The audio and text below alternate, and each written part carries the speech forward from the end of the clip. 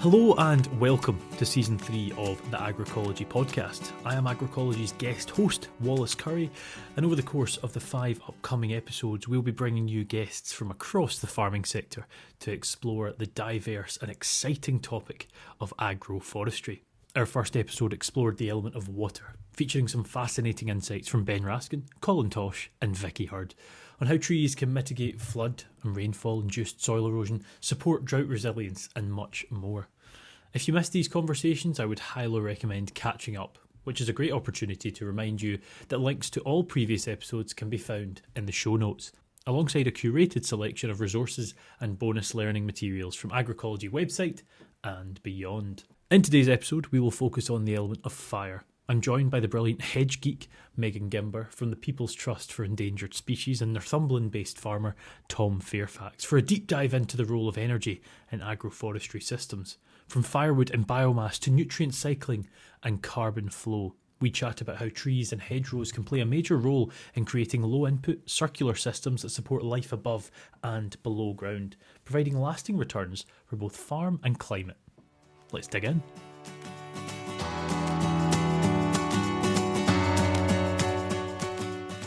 But to kick off, we have the wonderful Tom Fairfax. How are you? Great, thanks. Absolutely smashing. Good. Well, it's a pleasure to have you on. For those that don't know, I'm sure very few don't, but just give us a wee bit of background as to what your own story is. Well, I'm a farmer from Northumberland. We're a mixed farm. We are on the northwest edge of the Cheviot Hills, light sandy loam. We have sheep, cattle and arable in that order. Okay. About 10% woodland or forest. And we are we're organic and in a regenerative model, so we're rebuilding. Up until about 10 years ago, we were in a fairly extractive conventional farming operation, and there's a place for it. I think we need to be careful not to be too polarized. And I was finding on my ground that the place was getting thin.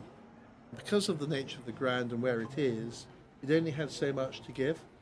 It became pretty clear, looking both at the place and also at the spreadsheet, that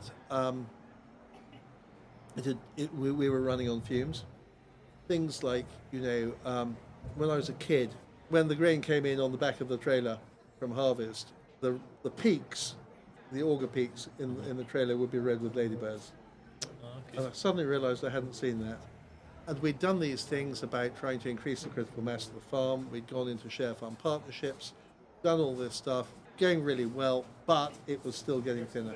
The critical mass of farms, in a conventional sense, has been increasing as people get more expensive, as the kit gets more expensive, as the inputs get more expensive. And a lot of the outputs don't necessarily keep up. A lot more compliance, a lot of that. For me, the really key thing was that looking at this, thinking, where do we go? How do we increase the power of the farm? Also, at the time, my son was 10 years old, really keen on farming. One of the big challenges we've got is bringing the next generation in. And I was thinking how I was going to chat to this lad and say, actually there isn't a future here. And it went down on my watch, which made me think a little bit. So we did a lot of looking, a lot of talking, a lot of thinking, and I spent a lot of time looking at the power of my business, where the stuff that I was using to deliver effect was coming from and what state it was in. I use a few doctrinal approaches from other lives and other hats, and for me this productive power thing is really, really useful, and it looks at the physical component, the people, the ground, the agroecology, the genetics, the cattle, the sheep, the arable, the boundaries, the fences, the benighted roads that we spend our entire lives fixing at vast expense, all of this sort of stuff, and that's fine, and this is what we focus on. But we also have the conceptual component, so that's our strategy, it's our policies. The way we do things, it's the regulation and the legislation with which we're working. It's the best practice, which is, I think, an interesting challenge, especially in this particular context. So all of these things. And then there's the third and final component, which is the moral component. It's this thing about mindset. It's people. It's the confidence that we have. All of these pieces, which are really important. And very often when there's a problem in one, the solution and the cause may lie in one of the others. And so I was really looking at it and using this as a model to really look at where we're going. And it became clear that actually there might be a different way. So I went into a regenerative model. This whole episode is focused on fire, with a focus on energy from agroforestry. So I reckon you and I could sit and chat for about 25 hours, to be fair. But we'll try and focus on that. So with a focus on your farm, and I would love to, as a sheep farmer myself, speak to you about the sheep side for a while. Let's try and focus on the other side. How is agroforestry playing into your system? I'm using trees at various levels. 50, 60 years ago, we were putting them in as shelter belts. It's a windy part of Northumberland on the side of a hill. It's a bloody nightmare. They put in shelter belts. There's a little bit of biodiversity. The business plan supporting the woods was that you thin them every 10 years. The thinnings will pay for themselves, and at the end of it, you get a standing crop. Interestingly, the assumption then, when they went in, was that standing crop would be used as for pit props for a mining industry which doesn't really exist anymore. Now, interestingly, that very much drove the selection species in many respects. Nowadays, of course, nobody's interested in small shelter belt plantations to thin because it's not viable. So we've been thinning to waste because you have to thin to manage the woods. About 12 years ago, we put in a biomass boiler. And so we now chip and burn a proportion of our thinnings as part of that, so as part of our biomass system. And that's saving us about 25,000, 30,000 pounds a year in oil, which is good. Very good. And liking that, and it would be there anyway. We're still leaving quite a lot on the ground as part of that energy cycle. So there's a natural energy cycle, there's our energy cycle. And of course, this is one of the things, talking about the energy thing, that everything is a big energy cycle, and everything we're doing, if we think about the energy in the system. So we're taking a systems view of it. So we're using that a lot. There's an interesting aside, actually. Farm 3 or 4 down the road from me, we have the College Valley, and we also have some amazing farms where Admiral Lord Collingwood, who was Nelson's second in command, lived. Now, he planted, and you'll know the stories about Collingwood bluffing the French and Spanish fleets as they were trying to get through the Gibraltar. This is where I should probably pretend that I do, but I don't, but I'll take your word for it. Look it up. It's a stunning story, and it's the most astonishing and glorious example of bluff in well, obviously not living history. Anyway, important thing, there's an amazing stand of oaks in the College Valley, which is this beautiful bit of the Cheviers, called the Collingwood oaks. Now, he planted those because when he planted them, they wanted oaks to build warships out of. Of course, now that they're the sort of age that they might be making warships, in Northumberland, if you in Kent, if you grow a nice oak tree, it's lovely, straight, and beautiful. In Northumberland, it's very beautiful, but it's not straight. And so, but his ground, and talking about the energy thing, the farms that he owned and lived on, the hedgerows are all full of birch trees, because he burnt birch in his fires. And birch burns, as you know, very hot. Mm-hmm. It's a lovely log shape, so you can bang, bang, bang, turn it into nice logs. I think that a lot of the forestry community hate it because it burns too hot and too fast. But on your own fire, it's absolutely glorious. But again, so you have this lovely thing of choosing the right tree for the energy model that you want, if that makes sense. And actually, we still now plant. I love burning birch on fires because we're not allowed to burn coal anymore for all the reasons we know and love. But actually, birch is almost as good, but you just need quite a bit of it. Yeah. So we're doing that. We have logs. So there's a lot of that going on. We make quite a lot of. We do a lot of composting on the farm, and I use biochar as part of that. We make vermicompost. So we we have an open cap biochar kiln that I had made by the local engineers, which will burn slab wood from the local sawmill. It takes 12-foot lengths. Again, absolutely brilliant stuff. Has its place. Not useful everywhere, but really useful in the model that we're in. That not only adds substance to the soil, but it very much is a medium. We're light sandy loam, so a lot of our ground, when we were conventional, it was difficult to get it to host fertility and the power of the conventional system. And again, it's really hard to get it up to a state where it's a good home for biology. But so what we do is we put a lot of the biology, if we're using our compost, which generally speaking our compost and extracts we use in a tactical sense at the moment, but we put that on with a bit of biochar in it to provide a little bit of stability as it goes into the system. But again, that's good. It's also quite good if you're, if you're wanting to smoke something, or smoke meat, or Absolutely. smoke peas, or whatever it happens to be, as part of that system, to actually get the wood chips burning. But so lots of things like that.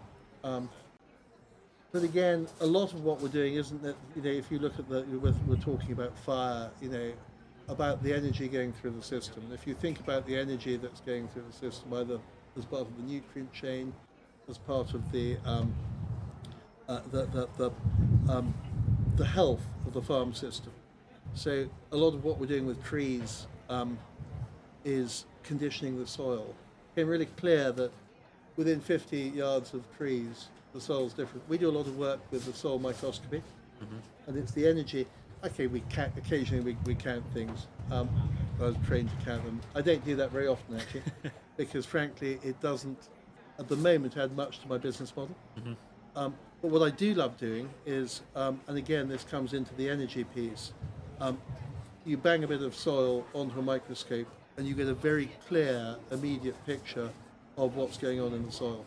When you go into an office or a building, or you go to a party, go to somebody's house, within 15 seconds you get a very clear picture of the place. Yeah.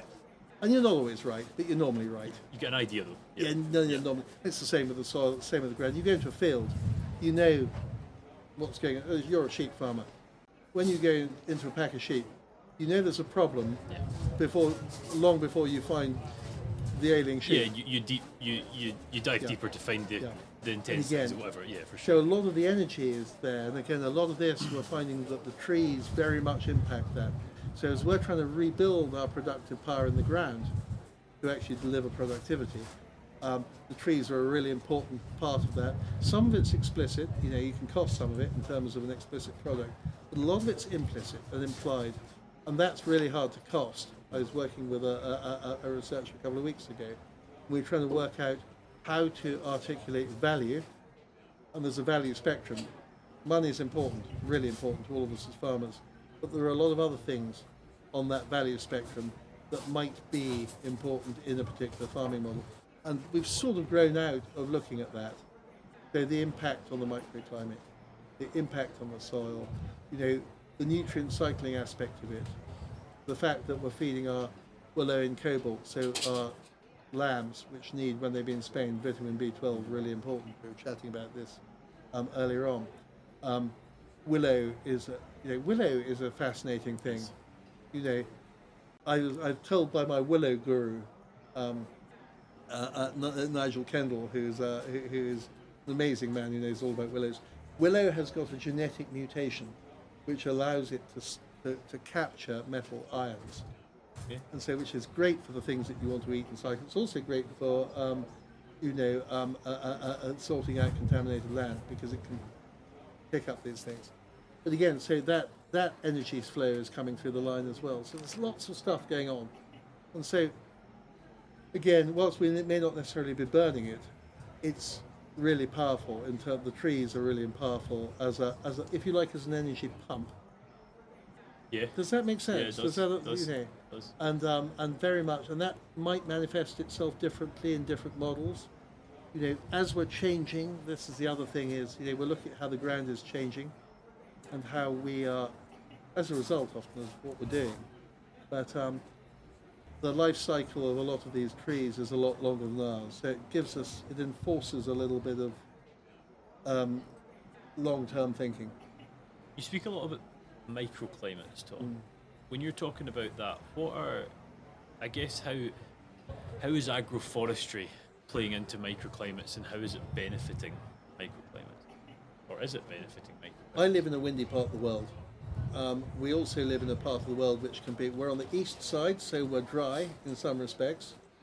My prevailing wind comes from the southwest, and my storm wind comes from the northeast, generally speaking. From my point of view, I want to keep my livestock out as long as I can, because from a nutrient cycling point of view, I'm seeing that whilst I'm seeing my composted farmyard manure and things as being a tactical intervention, and things like my vermicast, the stuff that's happening operationally, which I'm using to change and condition my ground, is things like my grazing strategy, my rotation, what crops I'm using, what understories I'm using. And so what we're doing is using trees to create conditions whereby we can do more with these operational level things, so we can keep our cattle out for longer. We might be able to grow things, my hope is we can grow things that we can't grow now. We are already finding that this dry, we had a nightmare spring. Were you dry? We were very dry for 3 months. But actually, my ground, even after 5 years, my spring cereals struggled a bit. My winter cereals were absolutely cooking on gas. Wherever we had a microclimate, you had wet feet in the morning, so we were farming on dew rather than rain. Certainly within 50 meters of significant woods, and that might be an individual big single tree or cover or a hedge. The ground felt different, and there was more moisture. It smelled different too. Yeah. The grass and the pasture was different. When you look at it through we often think of microclimate as being the bit above the surface of the ground and below our nose.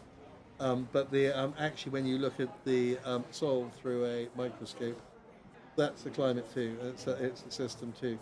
So all of that is different. It's more resilient. Practical thing, we were drilling. I borrow shiny bits of kit, or I hire shiny bits of kit off neighbours, because every neighbour in the valley has got a different shiny bit of kit. You don't have to worry about them. Yeah, exactly. And if we want something special, we use it. That's great. So,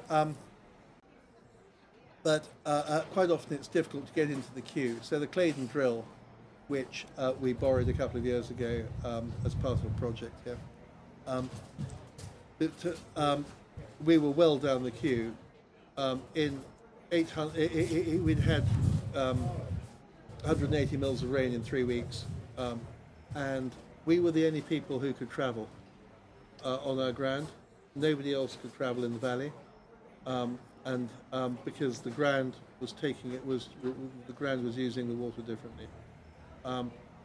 We couldn't, then it carried on raining, so we couldn't roll the damn stuff, so the crows ate a lot of it. But that was another picture.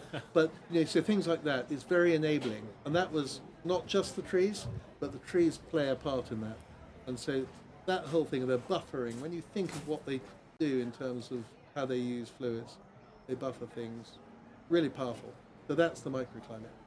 Tom, I reckon you and I could literally speak for hours. I get that impression. Just to wrap up, I wanted to ask you one maybe more personal-based question. Tell us a wee bit about the Northumberland Forest project. Yeah, really interesting. Northumberland County Council have got a pot of cash, and what the Great Northumberland Forest Project are doing, and we use them to fund some of our grant, there's a real challenge with a lot of the funding models in place.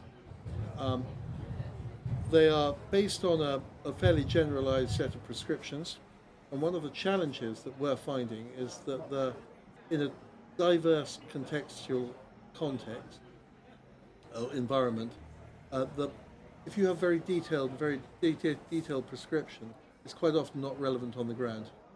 Yeah. Now, in a conventional sense, that wasn't so much of a problem because we'd squashed a lot of the diversity. But where we're trying to harness that diversity is, after all, it's the stuff that got us to where we are now. it becomes a challenge. So there are things that we can't do.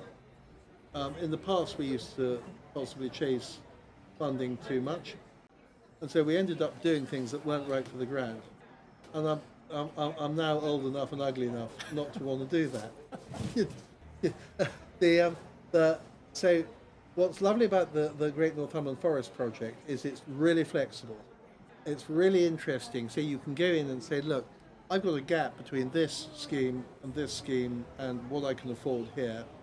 And they're really open, and they involve the county archaeologist, the county ecologist. Everything comes in, and they're brilliant at bridging these, if you like, operational gaps between funding models that are too generic. Does that make sense? It does, and I think by the very nature of diversity, it's subjective. It is. That's the whole point of absolutely. it, and it should be.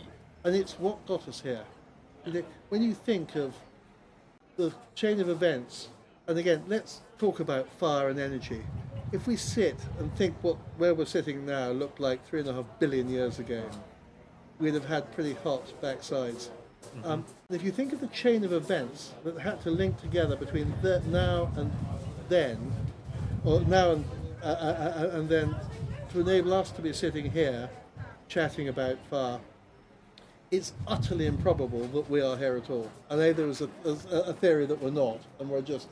But I think that clearly we possibly are. But again, it's this energy thing. But that's all about diversity. It's about complexity, and that's the exciting thing, because nature's. Since I've started trying to take my foot off its ear, the natural systems on my farm have really done me amazing favours that I don't deserve, largely speaking. Our yields are now coming back up to where they were before we started chucking stuff out of a bag, and I'm not saying it's a bad thing. Works well in some systems. You know, the power of the ground is astonishing. You know, the energy of the ground, and I don't mean that in a sort of fluffy way. I mean, absolutely hard operational production way. The power of the ground is absolutely mind-blowing, and it's every time I get out onto the ground, I'm looking at it, I'm finding that the ground is either telling me something gently and politely, or it's sorting out a problem that I've created, and that's really exciting. I think the power and energy of the ground is a pretty nice note to end on, even if it does come with allowing you to question should we or even are we here. It's quite a fun one to end on. Yeah. Tom, thank you very much. It's been great. Well, thank you. Fun. No, thank you.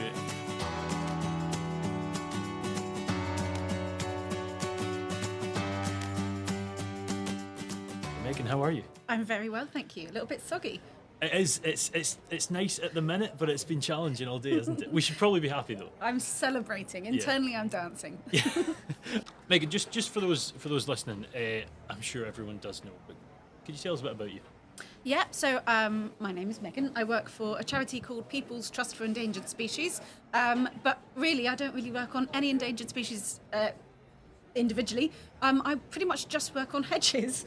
I am the in-house hedgerow geek, although that's not my official job title. I think it's the one that says the most about what I do. I think that should be your title. I know it should be, shouldn't it? Yeah, maybe I need to ask my boss.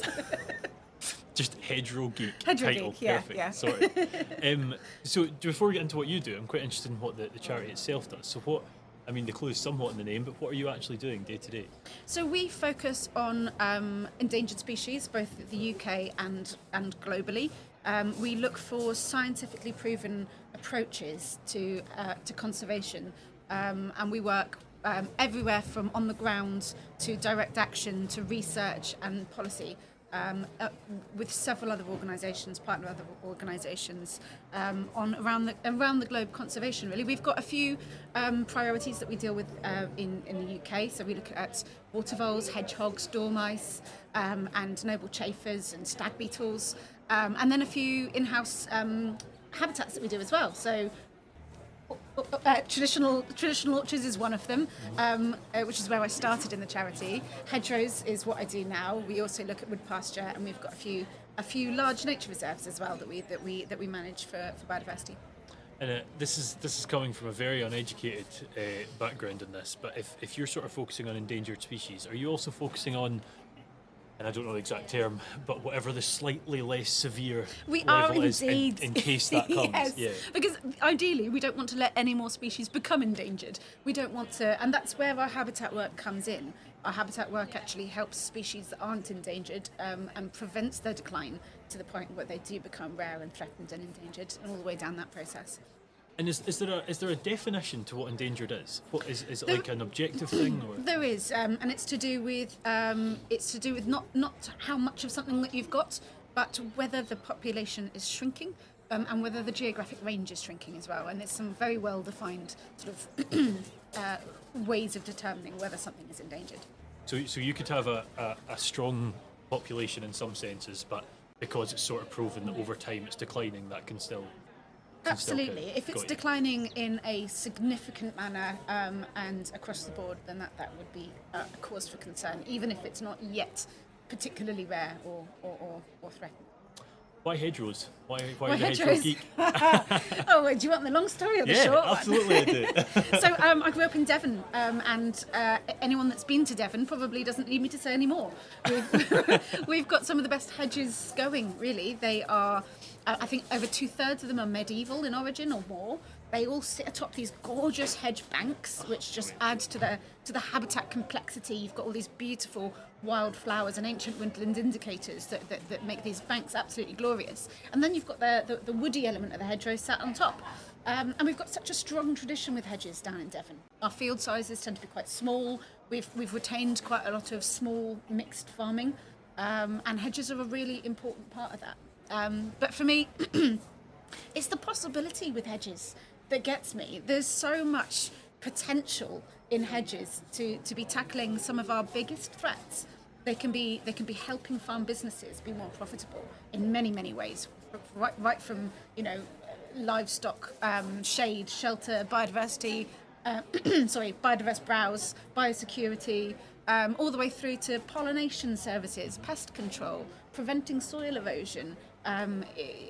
In times when we do have heavy deluges, like I think we might get today, hedges help water get soaked into the soil through trickle effect, through improving the soil structure. But on top of that, that's their on-farm case. But more widely, they have these enormous potential benefits in terms of biodiversity and carbon. And I think those are two ones that we really are focusing on quite heavily at the moment in the wider sort of policy sphere, because understanding that these are large and global problems that will need some fairly small and local solutions. And hedgerows, we've got 400,000 miles of them in this country. Yeah, most of them could do with a bit of improvement. And to me, that's not depressing, that's opportunity. I think the last CEH Countryside Survey said that only about half of our hedgerows were in good structural condition. And what is good structural condition? So that's looking at how many stems you've got. That's looking at something called the base canopy. So how leggy it's got. Yeah. Basically, we want our hedges to be like Victorian ladies. We want the branching and leafing growth to go all the way down to the ground. We do not want to be seeing their ankles or their knees or any scandalous bits of their leggy stems. And that's partly because of the biodiverse value of it having cover really down low. It's incredible. A lot of things use the top of a hedge, but so much more uses the bottom of a hedge. And having shelter right at the base is crucial when it comes to a hedge. But hedgerow health, we also look at the size of the hedge. So is it kept tight and small for too long? Does it have hedgerow trees? Does it have appropriately managed margins? Now, the margins are a crucial part of the hedgerow habitat, and we need to make sure that we buffer them from some of the sort of more intensive agricultural practices, partly to protect the hedgerow itself, but also because that's where a huge amount of wildlife is living and using and breeding and overwintering. And that we actually came up in a previous episode, actually, that there's quite a lot of biodiversity that use them as a road. They don't want to go out into the middle of the field. They don't want to go out into the middle of an open space. Exactly. With the best will in the world and with some of the best agricultural practices we can afford, the centre of a field is still fairly inhospitable to most of our ecology. Oh, so absolutely, when things are moving about, it's the edges, it's the margins, it's the hedgerows that they're going to be using. Whether they live in a hedge or not, they're still going to be using that. So there's a pretty stark number of hedgerows that aren't perfectly healthy in this country. I just realised I probably shouldn't have my hand covering the microphone. What can someone do who's got a piece of land that has some of those hedgerows that aren't up to standard? What can they do to bring it up? Well, it depends where your hedge is on its life cycle. And I think it stems to the idea that, after the Great Wars, we stopped managing hedges, how we'd been managing them for, 1,000 odd years before, which is periodically rejuvenating them, so laying them or coppicing them. Once every human generation, so once every 20 to 40 years, every hedge needs to be rejuvenated because it gives them that new growth from the bottom, and that's the next generation of hedge. No individual tree in a hedge lives forever, so the practice of laying every 25 years or up to every 40 years keeps giving the next generation in this like unbroken chain of care that's kept all of our ancient hedgerows going. We wouldn't have ancient hedgerows if it wasn't for rejuvenation. But we stopped doing that after the Great Wars, and that was completely understandable. I think we've only got about a sixth of the people working on farms that we did previously. And whilst, in the past, hedging and ditching was what everyone did in winter. We had enough labour on farms to do that. They went out hedging and ditching. There's whole folk songs written about hedging and ditching. But of course, after the war, we didn't have the manpower on farms to do that. We had a different system of farming. We had different pressures. We had political pressures as well. And so largely the practice of hedge laying stopped. And no matter how we've managed hedges since, if it doesn't include rejuvenation, our hedges have been declining. Whether we're trimming them, whether we're not trimming them, we're losing them, not because of what we're doing to them, but largely because of what we stopped doing. And that's giving them that extra rejuvenation. I see it like a heartbeat. Like every time we lay a hedge, it's every once per generation per human, but that's another heartbeat for the hedge. It's giving it a new pulse of life, giving it another stretch of time, and keeping it going. So I would say if you've got some land and you've got some hedges that don't look in great nick, there's this wonderful thing called the Adams scale, or the Adams code, which a fantastic hedge layer and just brilliant hedge knowledge, a chap called Nigel Adams, he created the Adams scale, or the Adams code. And it's a scale basically describing the different stages of a hedgerow's life and what you can do from there on in to make that hedge better. Because what we can't do to hedges is treat them all the same. A hedge at the early stages of its life needs a completely different type of management to a hedge at the end of its sort of life cycle. Yeah. So we need to make sure that we're aware of that life cycle. But they're not green walls, let's be honest. They're a living habitat, and we need to treat them like a living habitat and give them different types of management over the course of their life. So we actually used the Adams Code in an app that we created. It's a totally free app called Healthy Hedgerows. And basically, it's a very rapid assessment survey of your hedges. You take your app out, and it's 6 questions. You answer about your hedge: height, width, base canopy, legginess, your Victorian ladies, how many trees, how many gaps, and what Adams code that hedge is. And it does some geekery in the back, which codes it all together and basically says, this is what your hedge is doing, this is what it will benefit from in the future. And so that you can understand what is appropriate. And the reason we did this is it's understandable, really, that not many people are familiar with this cycle, because it's been since pre-wars that it was this generational then exactly. as well. And Exactly. So we've lost a generation of knowledge. I mean, it's completely understandable that this stuff has to be refamiliarised. So the idea behind the app was that it was just a free tool to help you look at your hedges and help understand that life cycle approach. And if you're going to step into that sort of laying cycle or coppicing cycle or whatever it might be, to understand the signs of when change of management is needed. And do you know, on the hedge laying thing, the fact that hedges, the quality of hedges and the system there is depleting is obviously a major problem. Even forgetting that for a second, the art of hedge laying is one of the most phenomenal things. There's a young lad back home, he'll be 21 or 2, and he started getting into hedge laying, and it's an art form. Fantastic. Give him a high five from me. I shall pass that on. Find a pint from me too. From the hedgerow geek, I'm sure Matthew will be excited. But you sort of touched on at one point on carbon and biodiversity. Mm-hmm. Now, they're everything we talk about these days. Yeah. And I'm glad that it's carbon and biodiversity now. It's not just carbon, because I think there was a period in time where carbon was the big thing. We realised it was incentive heavy. There were so many reasons we looked at that, with good reason. I always felt like biodiversity sort of get forgotten. But when we think of carbon sequestration, we often jump to trees. What role are hedges playing in that? So I think hedges can play a much bigger role. They're already playing a role that they're not getting recognised for. So the latest data and science that's coming out of this is really impressive. So Professor Pippa Chapman, who's here tomorrow actually, with Sophia Biffy, have done some incredible research, including destructive sampling. So this isn't just modelling based on some other work that's been done. They've done physical destructive sampling to understand the realities of hedgerow carbon, and they found that the soils below and around hedgerows store a huge amount of carbon. So an extra 40 tonnes per hectare in the hedgerow soils. Hedgerow soils are an incredible sink, and that's I think a 40% increase on the soil carbon as to what you might get in adjacent pasture land. Then there's even more incredible research coming out of Germany. A fantastic Sophie Drexler research paper did again some primary research, some destructive sampling, and found out that hedgerows, when managed well, have the capacity to sequester and store more carbon than forest per hectare. Wow. And exactly, wow. There's more contact it's with the ground, surprising, isn't it? Yeah.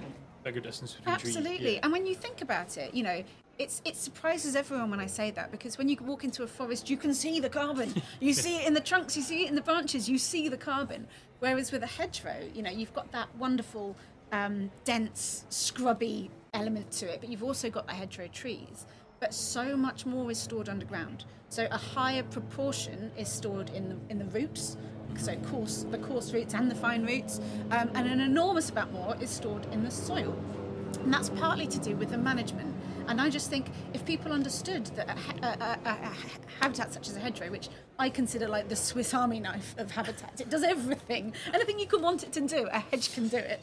But it also stores more carbon per hectare than a forest. And I just think this is really exciting. I would say this comes with a little bit of a warning, though.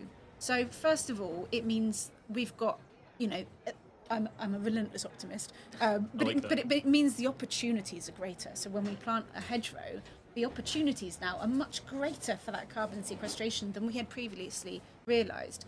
But I think the warning also comes with the loss of hedgerows that we're seeing. We are losing a heck of a lot of unseen and unaccounted for carbon back to the atmosphere. As soon as that hedgerow goes, there's data to show that the carbon in the soil rapidly goes back to the atmosphere as well. So keeping existing hedges in place has to be our absolute number one priority, because it takes 50 years, up to 50 years, a hedgerow will be pumping carbon into that soil before it reaches some form of equilibrium. So we've got 50 years of stored carbon underneath our old hedges that will just be released back to the environment if we let that hedge go. And the only way to stop letting those hedges go is by rejuvenating them, by laying them, by coppicing them, by giving them that extra life cycle. That's the only way that we actually get to keep them. So it has to be our number one priority. 40% is crazy. I mean, when you said that, I had about 95 for a conventional pasture, which has always been in my head. So yeah, it is up 40%. Yeah, that's phenomenal. Yeah. Wow. When you, I feel like that's a really stupid question, but I'm going to ask it anyway. I've never shied away from them in the past. When you are rejuvenating, when you are looking at a hedge year on year, because I think depending who you ask, some people would say you absolutely should not trim a hedge, and some would say you should, but maybe I'm wrong in saying even that. Is there byproduct coming off of that that's used for other stuff? Absolutely, yeah. So, and I think in a farming and in an agricultural setting, there has to be, a hedge has enormous value whilst it stood there for the farm. Many of which those values are unseen and under-recognised. But I think we also need to be, the expensive bit is the rejuvenation, laying and coppicing. That's the bit that's actually fairly costly. So we also, it would be great if we could find value in the products that we can get from that as well. Whether that be a financial value or a practical value, to me, we just need to be getting value from it. So to me, gone are the days where we pile up our hedge laying brash in a corner and burn it. That should be well behind us, because there's so much more we can do.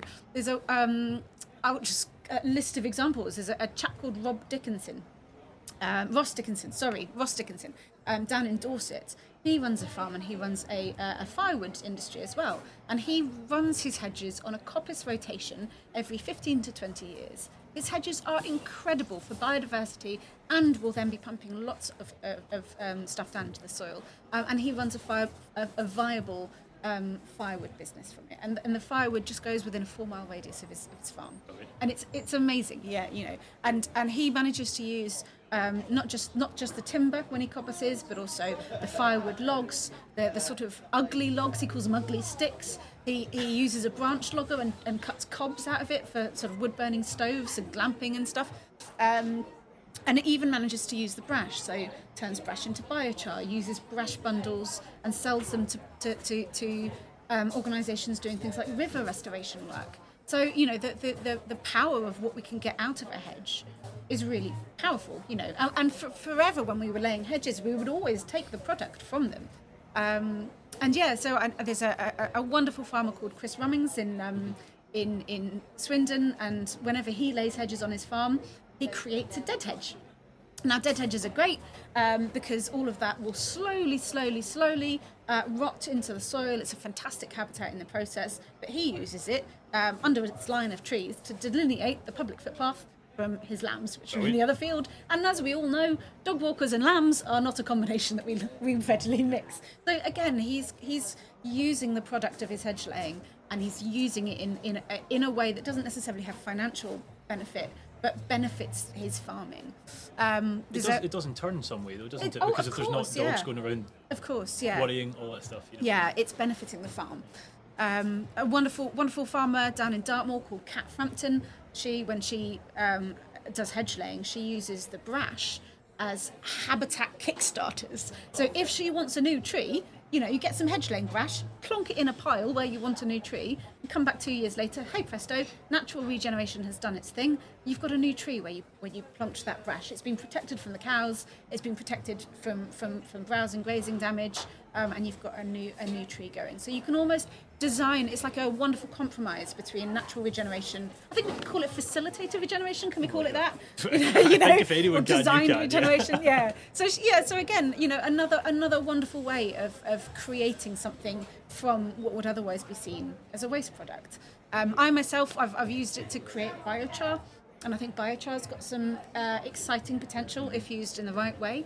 And I just think we need to stop seeing what we take out of the hedgerows as a waste material, and start working out how we can incorporate them into our systems for financial or for practical benefit. Another farmer, Richard Park, up in Cumbria, his farm's wonderful. He manages all his hedges on a laying rotation. He goes out there and lays them himself. I think he's on round 2. I think he's done all of his hedges once, and he's on round 2. And he combines it with other forms of agroforestry. He's got, you know, willow plantations and biomass boilers. So he's already got all the kit and the machinery. And whenever he lays a hedge, he chips all of the brash and uses that as a mulch when he's planting a hedge. And let me tell you, when I saw the young hedges on his farm, he said, well, this one's 2 years old. And I'm like, it's not. It's 2 years old. It's 8 foot tall. It's 8 foot tall. It's because he's got a 6-inch layer of mulch, wood chip mulch at the bottom. And, you know, I challenge even droughts like this year's droughts to struggle to challenge hedges when they're that well protected. So again, you know, it's not having to buy mulch mats in, so it's a cost saving. It's protecting the investment of his new planting. It's utilising it on his farm. You know, I don't know if it just highlights an issue with our, I mean, not even just food system, just the way in which we've become such a materialistic race, that the fact that there can be such a thing as a wonky stick. You know, and like, I mean, like, it used to baffle me, you get wonky carrots. I'm like, you're chopping them up, what's the issue? But you're literally burning it. Like, what? That's crazy. Oh, wow. Doesn't fit so neatly in a log net though, does it? Fine, it doesn't matter. Like, oh god, I used to sell logs and the nets used to frustrate me, to be fair. But that's a different story. The dead hedge, does that eventually become a compost? What's the sort of long term there? So it will slowly rot down, and that I think is a benefit, because it's going to be pumping that carbon into the soil as it rots down. Some of it, of course, will be released. Of course. But as it rots down, it's not like every time he lays a hedge, he has to find a new place to plant a dead one. But he can use the same dead hedge, and every year he just tops it up. So it's going to be rotting down into the soil from the bottom, and every year he'll be topping it up from the top. And he I think said that when he laid his hedge, for every metre of hedge he laid, he had enough brash that he took off that laying to create 1 metre of dead hedge. Oh, so it's a roughly 1-to-1 proportion. Oh, wow. So it's even quite nice to to understand how much dead hedge you're going to need to make. In my head, you've got a hedge, and then you've got this tiny little line of like this height, and then hedge next to it. So it's actually wow. Yeah, absolutely. And geez. you can use dead hedges in a number of ways. I think he likes to use it in alongside his footpaths, and that's a brilliant one. Some people use it for low shelter. So if you've got a shoot or something, and sometimes you need that shelter right low down, dead hedges can be a way of encouraging that low cover. I use them to delineate deliberate messiness. So, Like that. when gardens, you want a wild area. My garden is very wild anyway. But, there's sometimes conflicting interests, and some people want something a little bit tidy. And to me, a dead hedge is that perfect way of delineating messiness to show that it's deliberate. And I think demonstrating the deliberateness of messiness is something that's really useful. We mow paths into wildflower meadows, councils do, to show that this meadow isn't there because of neglect. It's there because they wanted it to be there. And the path is what shows you that. It's deliberate. I would Removes the love guilt there... as well, doesn't it? It doesn't look like you're just messy. Yeah, exactly. But I would love there to be an equivalent for hedges. I would love to be able to... Because hedges are a very visible way in the way that we farm. Everyone can see your hedges. And previously that has worked to their disadvantage, because farmers felt like because it's so visible, they need to be tidy. They need to be kept in a nice square box, and they need to be looking neat, and they need to be looking tidy. Now, we're whole scale, we're coming away from that idea now, which is brilliant, because messy hedges are, to me, the most beautiful anyway. A hedge that flowers is far superior to one that doesn't. And one that's big and blooming and beautiful. But I would love there to be some way that we can show deliberateness in this act. And it's not just that we didn't get round to it, or that we, it's been, too wet, or it's not that there's something gone wrong. It's that this is an intentional act. Yeah, I like that. And I'm conscious, Megan, that you and I could sit here and talk for hours. I'm quite certain. I'm afraid we could. I get the impression that would not be difficult, but to keep both of us not talking, I do have to try and control time somewhat. So just to end up, I think, we've talking there that we might see I don't know, we might miss the downpour today, we might get it, we're not sure. High chance we're getting a bit of a downpour today, and that's actually not a bad thing, as we were saying. We've seen much less temperate climates in the last decade, and notably starting to see large floods, notably starting to see, we were talking earlier about Devon being yellow, we're seeing those sort of extremes. Well, what role do hedgerows play in working with that? Or I'm against that, glad maybe? you asked. So I think the carbon we've dealt with, they are actively storing and sequestering carbon. And I think that plays a good role, especially because they're useful in other ways. It's not just for the carbon.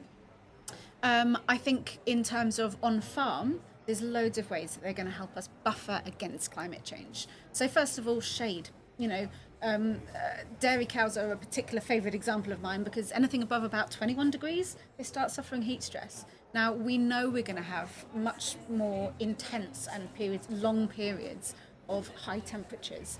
And I think hedges are a really good way of trying to start to build in some resilience to that. We don't have one today, but whenever we do have a hot sunny day, where the cows are, where the sheep are, they're in whatever shade they can find.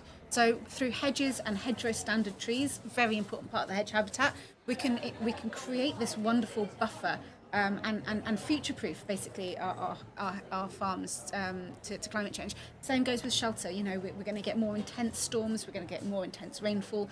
Hedges can help mitigate on both of those fronts. Back to livestock, again, they help, in this time when everything's yellow, what's still green? Trees and hedges are still green. True.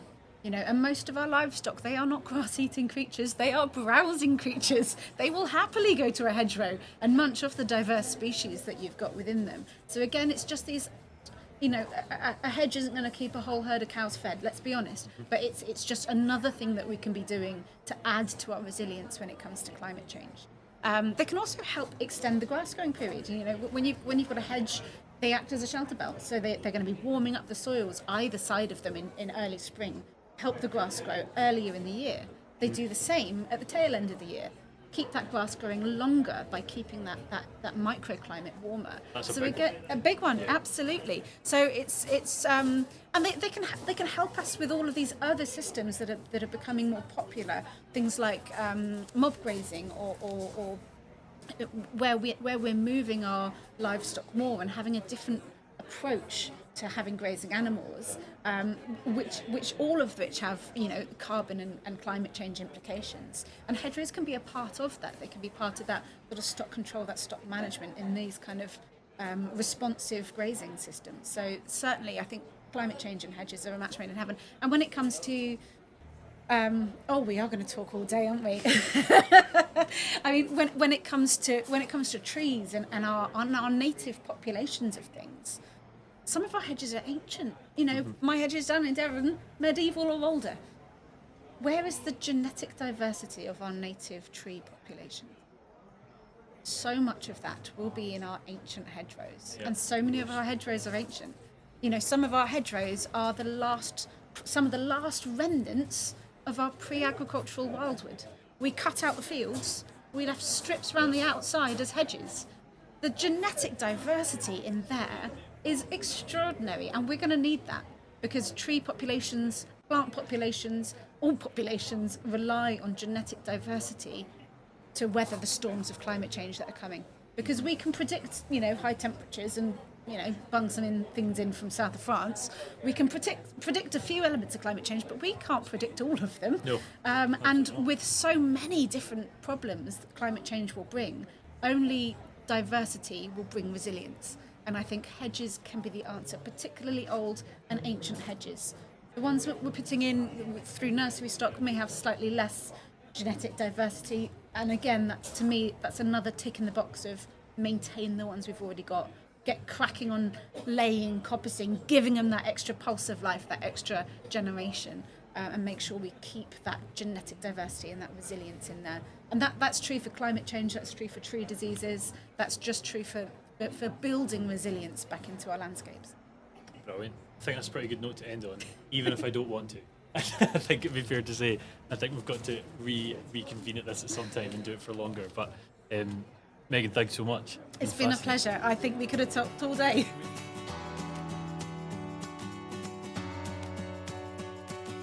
Thank you for listening to episode 2 of the Agroforestry Through the Elements. I'm Wallace Currie, and this podcast is produced by Agricology, your go-to destination for practical sustainable farming resources. Just a reminder that all of the past Agricology podcast seasons and episodes are available to listen for free on Libsyn, Apple, Spotify, SoundCloud, or wherever you get your podcasts. If you've enjoyed this episode, don't forget to subscribe to the Agricology newsletter to stay up to date with future episodes. Agricology would love to hear your thoughts, comments and reflections about the topics covered in this podcast series. You can contact them via email, comment below, or drop them a DM on one of our social media platforms. Join us next time for episode 3, where we'll be talking about Earth, with our guests Thomas Gent and Paul Burgess.